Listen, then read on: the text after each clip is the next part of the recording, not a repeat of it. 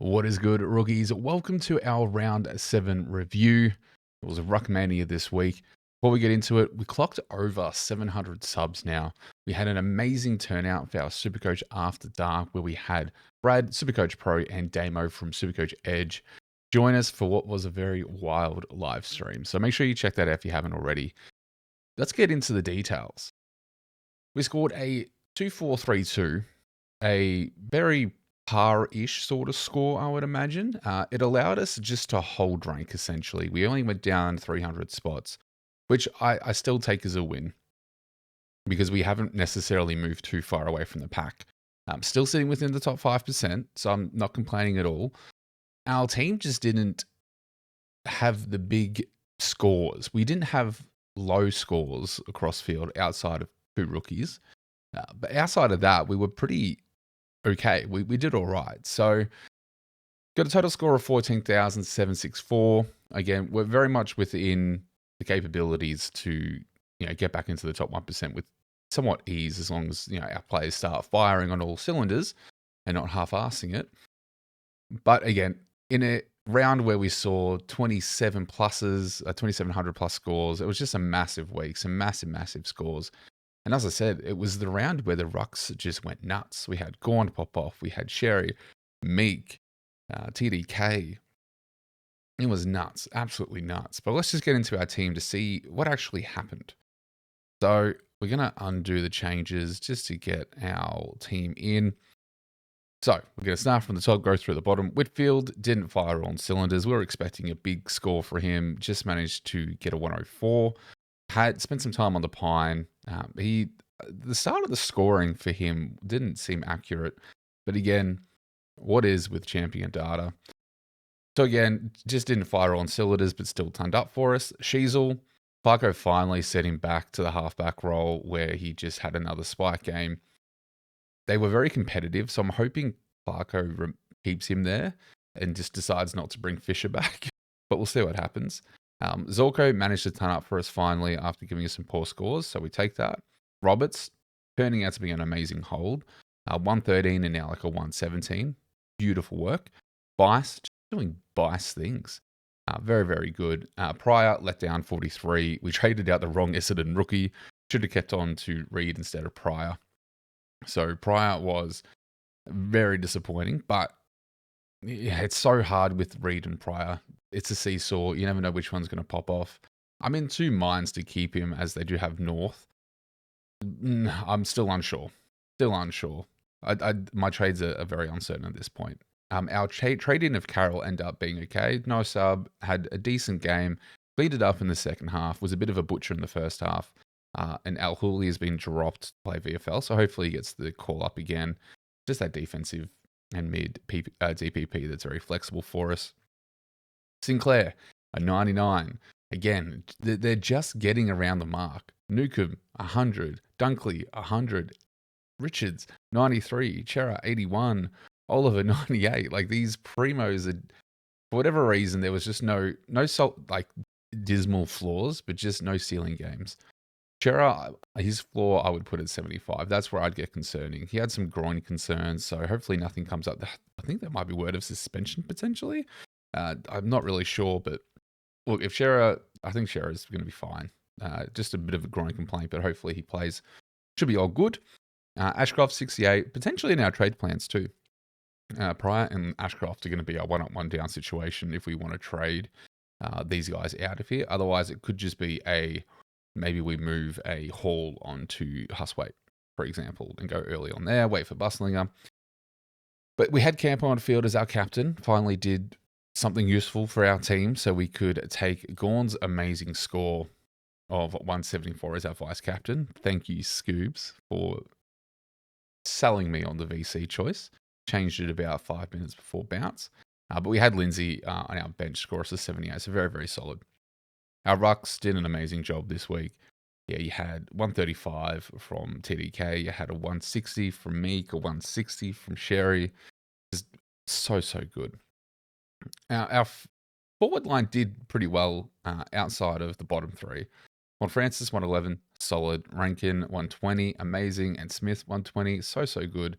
McRae, quiet game. I'm not sure if he was tagged or got attention, but you'd hope for more.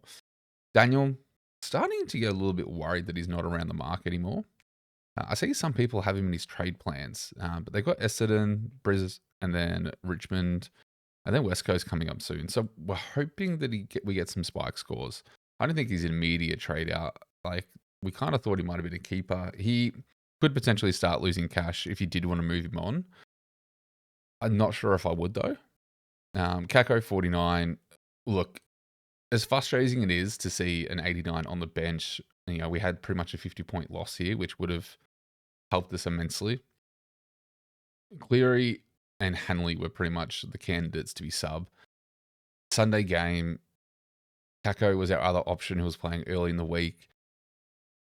It's really hard to pick and choose and get mad at this because there was solid reason to have to field Kako. We couldn't loop or anything like that, so we kind of had to pick one. And I would have rather taken the job secured unvested Kako for a potential vest Cleary. So it is what it is, but we'll just put Cleary where he belongs. And then Flynn looked shocking in the first half with the hit outs, but managed to scrape through 105. So I think he'll be fine. He's going to make us a lot of cash. So I'm very, very happy with that. So what do we do from here? We've got pretty much a par score. We didn't really move in ranks. How do we make ourselves go up? Well, we brought in Newcomb. Newcomb has Richmond this week, so you imagine he scores well. He's had a 162, 122 there previously. Hoping for a really big score, early VCNC. This is exactly what it's going to look like. But in regards to trades, I'm in two minds. I don't want to miss out on, say, like a Track, who I think is going to be a very traded in target, as we can see here, pretty much bottomed out now. Low break even of 70, so he's going to start flying. Got West Coast this week. Yeah, I think he'll start having some really good games coming up. So I think we kind of have to lock him in if we're going to go there. People are jumping on OMAC.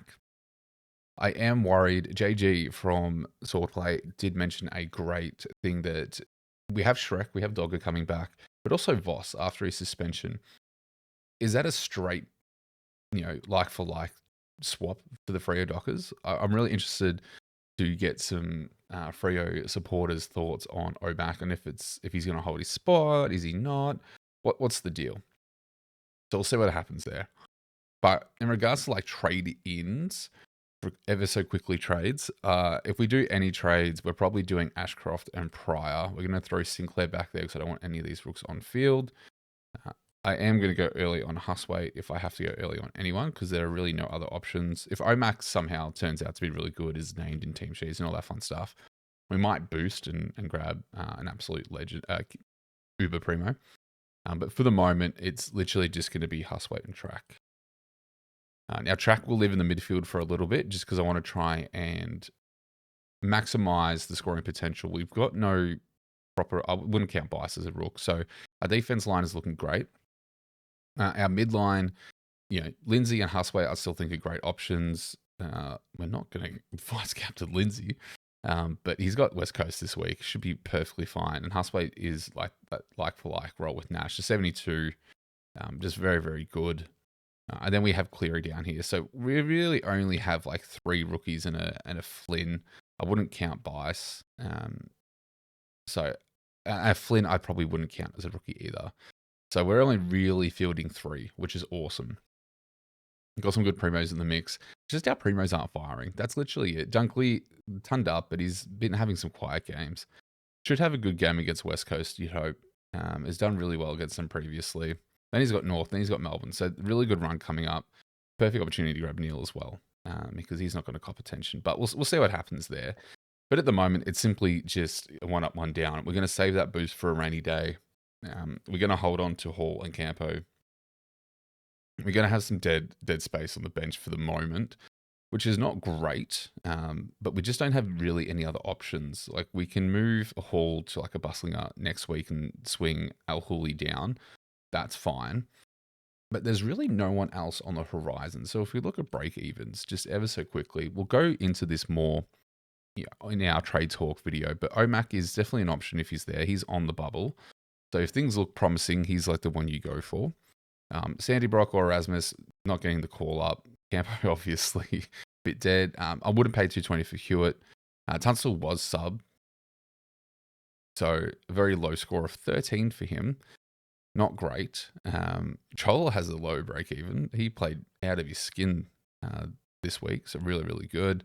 Aiden Johnson, not sure if he gets the call up. Francis is on the bubble, but it's an elevated price. What has he done in the last 2 games? 70s as well. I mean, if he does 70s, let's just have a play here ever so quickly. He actually might make a bit of cash, but the run's pretty good for Sydney after this game. Not horrible. Maybe a left field option. Barrow, you're not paying that much for. Sardis, if he gets the name up, you never really know. Setterfield didn't have a great game. So Sardis could be one we bring back in, who I would have no issues doing with. Again, Clay Hall, maybe he gets named. Buslinger is still 1 game away.